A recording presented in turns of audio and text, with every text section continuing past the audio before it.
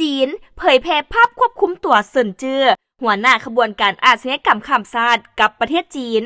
วันที่8 มกราคม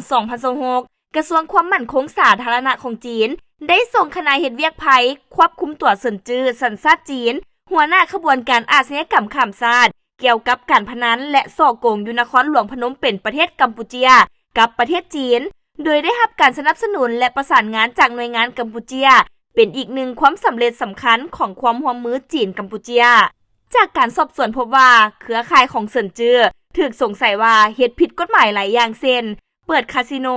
ส่อโกงดำเนินธุรกิจผิดกฎหมายและปิดบังรายได้จากอาชญากรรมที่เกี่ยวพันกับเงินหลายตื้อดอลลาร์สหรัฐปัจจุบันเซินจื้อถูกดำเนินมาตรการตามกฎหมายแล้วและคดีกำลังอยู่ระหว่างการสืบสวนเพิ่มเติม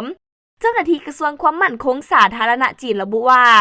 จะประกาศหมายจับกลุ่มแก๊งน้ำของเครือข่ายเซินจื้อสุดทำอิฐในไวๆนี้เพื่อไล่ล่าผู้หลบหนีมาดำเนินคดีพร้อมเตือนผู้กระทำผิดให้คำนึงถึงสถานการณ์ยุติธรรมและเข้ามามอบตัวโดยไวเพื่อรับการพิจารณาลดผ่อนโทษตามกฎหมาย